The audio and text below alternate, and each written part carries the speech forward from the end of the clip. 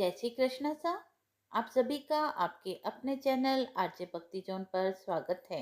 सभी को पापमोचनी एकादशी की हार्दिक शुभकामनाएं। क्या सच में एक ऐसा व्रत है जो जन्मों के पापों से मुक्ति दिला सकता हो? सनातन धर्म में एक ऐसी पवित्र एकादशी का वर्णन मिलता है जिसे पापों का नाश करने वाली एकादशी कहा जाता है और इसका नाम है पापमोचनी एकादशी। मान्यता है कि इस दिन व्रत और भगवान विष्णु का पूजन करने से मनुष्य के सभी पाप नष्ट हो जाते हैं और जीवन में सुख शांति आती है। आखिर इस एकादशी का नाम पाप मोचनी क्यों पड़ा तथा इससे जुड़ी हुई अद्भुत पौराणिक कथा क्या है? आइए श्रद्धा और विश्वास के साथ सुनते हैं पाप मोचनी एकादशी की कथा। हिंदू धर्म में साल भर में 24 एकादशी आती है और हर एकादशी का अपना अलग महत्व है। इसमें से पापमोचनी एकादशी को विशेष रूप से पापों से मुक्ति दिलाने वाली एकादशी माना जाता है। यह एकादशी चैत्र मास के कृष्ण पक्ष में आती है और यह भगवान विष्णु को समर्पित है। शास्त्रों के अनुसार जो व्यक्ति इस दिन व्रत करता है और भगवान विष्णु की भक्ति करता है उसे अपने पापों से मुक्ति मिलती है और जीवन में उसे शुभ फल प्राप्त होते हैं। पाप मोचनी एकादशी की पूजा विधि: इस दिन सुबह जल्दी उठकर स्नान करें व स्वच्छ वस्त्र धारण करें। इसके बाद भगवान विष्णु की पूजा करें और व्रत का संकल्प लें। पूजा में तुलसी, पुष्प, धूप, दीप और फल भगवान विष्णु को अर्पित करें।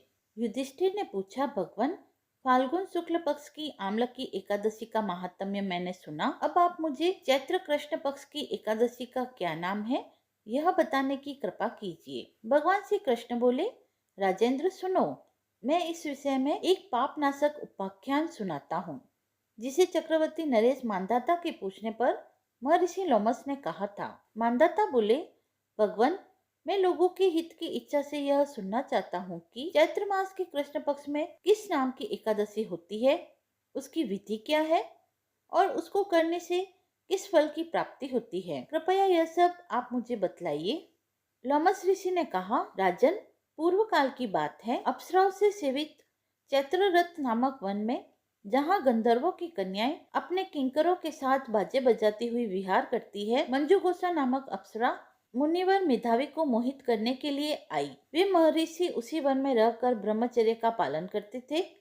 मंजुगोसा मुनि के भय से आश्रम से एक कोस दूर ही ठहर गई और सुंदर ढंग से वीणा बजाती हुई मधुर गीत गाने लगी। मुनि श्रेष्ठ मेधावी घूमते हुए उधर से निकले और उस सुंदर अप्सरा को इस प्रकार गायन करते हुए देखकर मोह के वशीभूत हो गए। मुनि की ऐसी अवस्था देख मंजुकोसा उनके समीप आई और वीणा नीचे रखकर उनका आलिंगन किया। मेधावी भी उनके साथ रमण करने लगे। रमण करते हुए उन्हें रात और दिन का कोई भान न रहा। इस प्रकार मुनि जनोचित सदाचार का लोप करके अप्सरा के साथ रमण करते हुए उन्हें बहुत दिन व्यतीत हो गए। मंजुगोसा देवलोक में जाने को तैयार हुई। जाते समय उसने मुनि श्रेष्ठ मेधावी से कहा, ब्राह्मण, अब मुझे अपने देश जाने की आज्ञा दीजिए। मेधावी बोले, देवी, जब तक सवेरे की संध्या न हो जाए तब तक मेरे ही पास ठहरो। अप्सरा ने कहा, विप्रवर, अब तक न जाने कितनी संध्या चली गई, मुझ पर कृपा करके बीते हुए समय का विचार तो कीजिए। लोमस ऋषि कहते हैं, राजन, अप्सरा की बात सुनकर मेधावी के नेत्र आश्चर्य से चकित हो उठे। उस समय उन्होंने बीते हुए समय का हिसाब लगाया तो मालूम हुआ कि उसके साथ रहते हुए उन्हें 57 वर्ष बीत गए। उसे अपनी तपस्या का विनाश करने वाली जानकर मुनि को उस पर बड़ा क्रोध आया। उन्होंने श्राप देते हुए कहा, पापिनी, तू पिशाची हो जा। मुनि के श्राप से दग्ध होकर वह विनय से नतमस्तक होकर बोली, विप्रवर, मेरे श्राप का उद्धार कीजिए। 7 वाक्य बोलने या 7 पद साथ चलने मात्र से ही सत्पुरुषों के साथ मैत्री हो जाती है। ब्राह्मण, मैंने तो आपके साथ 57 वर्ष व्यतीत किए हैं, अतः स्वामी मुझ पर कृपा कीजिए। मुनि बोले, भद्रे, मेरी बात सुनो, तुम पापमोचनी एकादशी का व्रत करो, यह श्राप से उद्धार करने वाली है। क्या करूं, तुमने मेरी बहुत बड़ी तपस्या नष्ट कर डाली है। चैत्र कृष्ण पक्ष में जो शुभ एकादशी आती है उसका नाम पाप मोचनी है। वह सब पापों का क्षय करने वाली है। सुंदरी, उसी का व्रत करने पर तुम्हारी पिशाचता दूर होगी। ऐसा कहकर मेधावी अपने पिता मुनिवर चवन्य के आश्रम पर गए। उन्हें आया देखकर चवन्य ने पूछा, बेटा, यह क्या किया? तुमने तो अपने पुण्यों का नाश कर डाला। मेधावी बोले, पिताजी, मैंने अप्सरा के साथ रमण करने का पाप किया है। कोई ऐसा प्रायश्चित बतलाइए जिससे पाप का नाश हो जाए। चवन्य ऋषि ने कहा, बेटा, चैत्र कृष्ण पक्ष में जो पाप मोचनी एकादशी आती है, उसका व्रत करने से पाप राशि का विनाश हो जाता है। पिता का यह कथन सुनकर मेधावी ने उस व्रत का अनुष्ठान किया। इससे उनका पाप नष्ट हो गया और वे पुनः तपस्या से परिपूर्ण हो गए। इसी प्रकार मंजू गोसा ने भी इस उत्तम व्रत का पालन किया और पाप मोचनी एकादशी का व्रत करने के कारण वह पिशाच योनि से मुक्त हो गई और दिव्य रूप धारणी श्रेष्ठ अप्सरा होकर स्वर्ग लोक में चली गई। राजन, जो श्रेष्ठ मनुष्य पाप मोचनी एकादशी का व्रत करते हैं, उनके सारे पाप नष्ट हो जाते हैं और इस कथा को सुनने और पढ़ने से सहस्त्र गोदानों का फल प्राप्त होता है। ब्रह्म हत्या, स्वर्ण की चोरी, सुरापान और गुरु पत्नी गमन करने वाले महापातकी भी इस व्रत को करने से पाप मुक्त हो जाते हैं। यह व्रत बहुत पुण्यदायी है। इस प्रकार पाप मोचनी एकादशी का व्रत मनुष्य को पापों से मुक्ति दिलाने वाला और जीवन में सकारात्मक ऊर्जा देने वाला माना गया है। श्रद्धा और भक्ति से किया गया यह व्रत आध्यात्मिक उन्नति का मार्ग प्रशस्त करता है। आइए अब सुनते हैं तुलसी जी की कथा। एक बुढ़िया थी। वह हमेशा तुलसी माता को सींचती थी और कहती थी, हे तुलसी माता, सत की दाता, मैं तेरा बिरला सींचती हूँ। मुझे बहू दे, पीताम्बर की धोती दे, मीठा मीठा ग्रास दे, वैकुंठा में वास दे, चटक की चाल दे, पटक की मौत दे, चंदन का काट दे, रानी सा राज दे, दाल भात का भोजन दे, 11 की मौत दे, श्री कृष्ण जी का कंधा दे। तब तुलसी माता यह सुनकर सूखने लगी तो भगवान पूछा कि हे तुलसी, तुम सूख क्यों रही हो? तुलसी माता ने कहा कि एक बुढ़िया है जो रोज आती है और यही बात कहती है कि श्री कृष्ण जी का कंधा दे।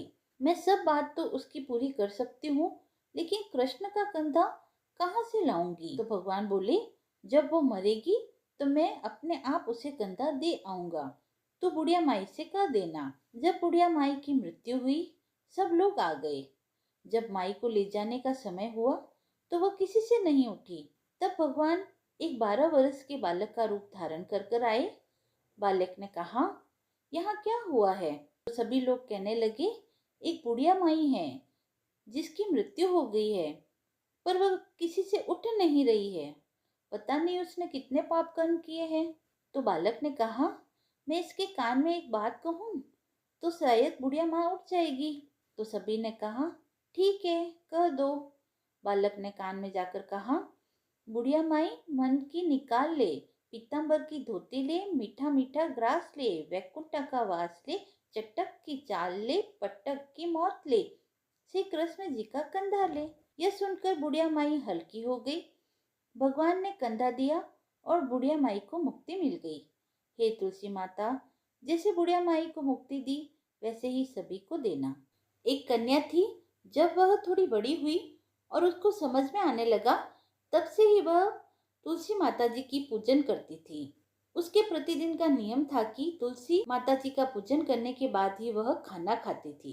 जब वह कन्या शादी के लायक हुई, तब उसके माता पिता ने उसकी शादी करवा दी। कन्या को उसके माता पिता ने दहेज में भी एक तुलसी का गमला दिया। ससुराल में वह प्रतिदिन सवेरे उठते ही पूजा करती, फिर उसके बाद ही खाना खाने बैठती थी। उसकी 2 जेठानियां थी।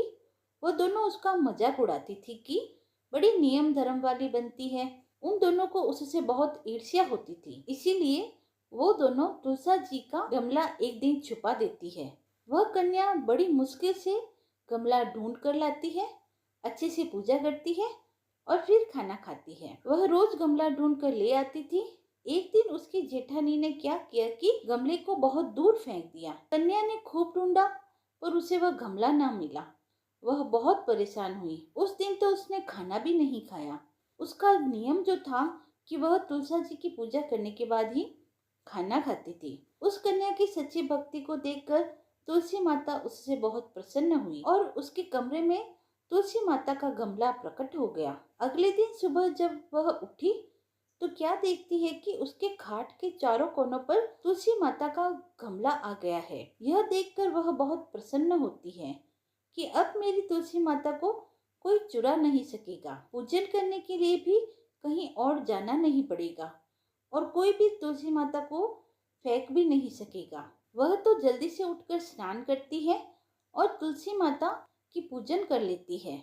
जब वह खाना खाने बैठती है तो उसकी जेठानियां मजाक करने लगती है कि लो, देवरानी का नियम धर्म पूरा हो गया है। उसी से पूछती है कि तुलसी जी की पूजा कर ली?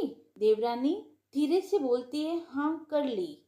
जेठानियां बोलती है, कहाँ से कर ली पूजा? गमला तो फेंक दिया था। देवरानी कहती है कि देख लो, मेरे कमरे में खाट पर तुलसी जी लग रही है। जेठानियां बहुत शर्मिंदा होती है और बोलती है, देवरानी तेरी भक्ति सच्ची है, हमने तुझे बहुत परेशान किया, हमें माफ कर देना। देवरानी उन्हें माफ कर देती है। हम भी तुलसी माता से यही प्रार्थना करते हैं कि हे तुलसी माता, जैसी कृपा आपने उस देवरानी पर करी वैसे ही कृपा हम पर भी बनाए रखना। यदि आपको यह पसंद आई हो तो आप वीडियो को लाइक करें, चैनल को सब्सक्राइब करें, कमेंट बॉक्स में जय श्री हरि लिखकर अपनी भक्ति को व्यक्त करें और ऐसी ही धार्मिक कथाओं व व्रत महात्म्य को सुनने के लिए जुड़े रहें आरजे भक्ति जोन के साथ। धन्यवाद।